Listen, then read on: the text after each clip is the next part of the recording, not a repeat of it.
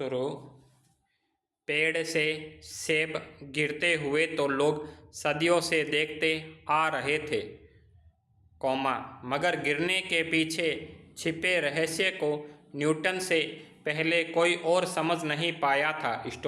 ठीक उसी प्रकार विराट समुद्र की नील वर्णीय आभा को भी असंख्य लोग आदिकाल से देखते आ रहे थे, मगर इस आभा पर पड़े रहस्य के पर्दे को हटाने के लिए हमारे समक्ष उपस्थित हुए सर चंद्रशेखर वेंकट रमन। बात सन 1921 की है, जब रमन समुद्री यात्रा पर थे। जहाज के डेक पर खड़े होकर नीले समुद्र को निहारना, प्रकृति प्रेमी रमन को अच्छा लगता था। वे समुद्र की नीली आभा में घंटों खोए रहते। लेकिन रमन केवल भावुक प्रकृति प्रेमी ही नहीं थे।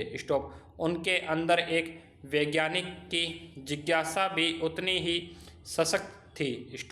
यही जिज्ञासा उनसे सवाल कर बैठी, आखिर समुद्र का रंग नीला ही क्यों होता है, कुछ और क्यों नहीं? रमन सवाल का जवाब ढूंढने में लग गए। जवाब ढूंढते ही वे विश्वविख्यात बन गए। रमन का जन्म 7 नवंबर सन 1888 को तमिलनाडु के तिरुचिरापल्ली नगर में हुआ था। उनके पिता विशाखापट्टनम में गणित और भौतिकी के शिक्षक थे। पिता इन्हें बचपन से गणित और भौतिकी पढ़ाते थे। इसमें कोई अतिशयोक्ति नहीं होगी कि जिन दो विषयों के ज्ञान ने उन्हें जगत प्रसिद्ध बनाया, उनकी सशक्त नींव उनके पिता ने ही तैयार की थी। कॉलेज की पढ़ाई उन्होंने पहले ABN कॉलेज तिरुचिरापल्ली से और फिर प्रेसिडेंसी कॉलेज मद्रास से की। BA और MA दोनों ही परीक्षाओं में उन्होंने काफ़ी ऊंचे अंक हासिल किए। रमन का मस्तिष्क विज्ञान के रहस्यों को सुलझाने के लिए बचपन से ही बेचैन रहता था। अपने कॉलेज के ज़माने से ही उन्होंने शोध कार्यों में दिलचस्पी लेना शुरू कर दिया था। उनका पहला शोध पत्र फिलोसॉफिकल मैगजीन में प्रकाशित हुआ था। उनकी दिली इच्छा तो यही थी कि वे अपना सारा जीवन शोध कार्यों को ही समर्पित कर दे, मगर उन दिनों शोध कार्यों को पूरे समय के करियर के रूप में अपनाने की कोई खास व्यवस्था नहीं थी। प्रतिभावान छात्र सरकारी नौकरी की ओर आकर्षित होते थे। रमन भी अपने समय के अन्य सुयोग्य छात्रों की भांति भारत सरकार के वित्त विभाग में अफसर बन गए। उनकी तैनाती कलकत्ता में हुई। कलकत्ता में सरकारी नौकरी के दौरान उन्होंने अपने स्वाभाविक रुझान को बनाए रखा। दफ्तर से फुर्सत पाते ही वे लौटते हुए बहू बाजार आते, जहां Indian association for the cultivation of science की प्रयोगशाला थी। यह अपने आप में एक अनूठी संस्था थी, जिसे कलकत्ता के एक डॉक्टर महेंद्र लाल सरकार ने वर्षों की कठिन मेहनत और लगन के बाद खड़ा किया था। इस संस्था का उद्देश्य था देश में वैज्ञानिक चेतना का विकास करना। अपने महान उद्देश्यों के बावजूद इस संस्था के पास साधनों का नितांत अभाव था। रमन इस संस्था की प्रयोगशाला में काम चलाऊ उपकरणों का इस्तेमाल करते हुए शोध कार्य करते। यह अपने आप में एक आधुनिक योग का उदाहरण था, एक साधक दफ्तर में कड़ी मेहनत के बाद बहू बाजार की इस मामूली सी प्रयोगशाला में पहुंचता और अपनी इच्छा शक्ति के जोर से भौतिक विज्ञान को समृद्ध बनाने के प्रयास करता। उन्हीं दिनों वे वाद्य यंत्रों की ओर आकृष्ट हुए। उन्होंने वे वाद्य यंत्रों की ध्वनियों के पीछे छिपे वैज्ञानिक रहस्यों की परतें खोलने का प्रयास कर रहे थे। इस दौरान उन्होंने अनेक वाद्य यंत्रों का अध्ययन किया, जिनमें देसी और विदेशी, दोनों प्रकार के वाद्य यंत्र थे। वाद्य यंत्रों पर किए जा रहे शोध कार्यों के दौरान उनके अध्ययन के दायरे में जहां वायलिन या पियानो जैसे विदेशी वाद्य आए, वहीं वीणा, तानपुरा और मृदंग पर भी उन्होंने काम किया। उन्होंने वैज्ञानिक सिद्धांतों के आधार पर पश्चिमी देशों की इस भ्रांति को तोड़ने की कोशिश की कि भारतीय वाद्य यंत्र विदेशी वाद्यों की तुलना में घटिया है। वाद्य यंत्रों के कंपन के पीछे छिपे गणित पर उन्होंने अच्छा खासा काम किया और अनेक शोध पत्र भी प्रकाशित किए।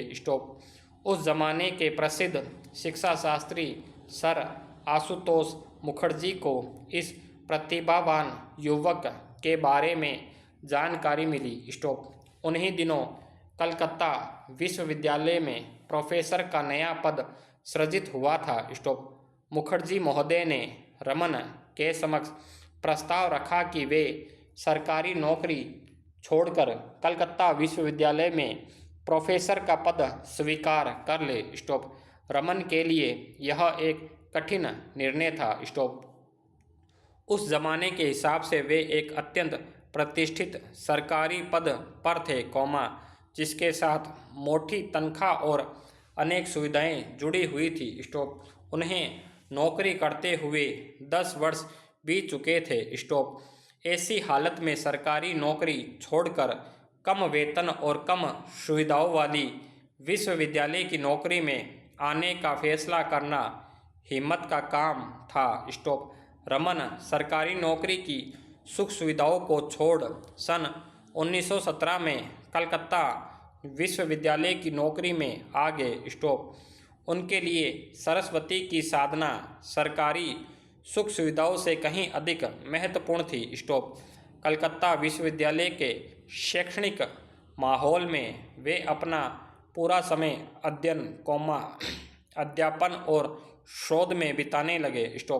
4 साल बाद यानी सन 1921 में समुद्र यात्रा के दौरान जब रमन के मस्तिष्क में समुद्र के नीले रंग की वजह का सवाल हिलोरे लेने लगा, तो उन्होंने आगे इस दिशा में प्रयोग किए, जिसकी परिणति रमन प्रभाव की खोज के रूप में हुई।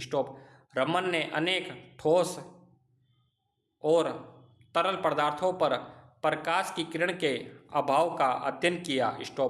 उन्होंने पाया कि जब एक वर्णीय प्रकाश की किरण किसी तरल या ठोस रवेदार पदार्थ से गुजरती है तो गुजरने के बाद उसके वर्ण में परिवर्तन आता है। वजह यह होती है कि एक वर्णीय प्रकाश की किरण के फोटोन जब तरल या ठोस रवे से गुजरते हुए इनके अणुओं से टकराते हैं तो इस टकराव के परिणाम स्वरूप वे या तो ऊर्जा का कुछ अंश खो देते हैं या पा जाते हैं। दोनों ही स्थितियाँ प्रकाश के वर्ण में बदलाव लाती है। एक वर्णीय प्रकाश की किरणों में सबसे अधिक ऊर्जा बैंगनी रंग के प्रकाश में होती है। बैंगनी के बाद क्रमशः नीले, आसमानी, हरे, पीले, नारंगी और लाल वर्ण का नंबर आता है। इस प्रकार लाल वर्णीय प्रकाश की ऊर्जा सबसे कम होती है। एक वर्णीय प्रकाश तरल या ठोस रवों से गुजरते हुए जिस परिणाम में ऊर्जा खोता या पाता है, उसी हिसाब से उसका वर्ण परिवर्तित हो जाता है। रमन की खोज भौतिकी के क्षेत्र में क्रांति के समान थी। इसका पहला परिणाम तो यह हुआ कि प्रकाश की प्रकृति के बारे में आइंस्टीन के विचारों का प्रायोगिक प्रमाण मिल गया। Full stop.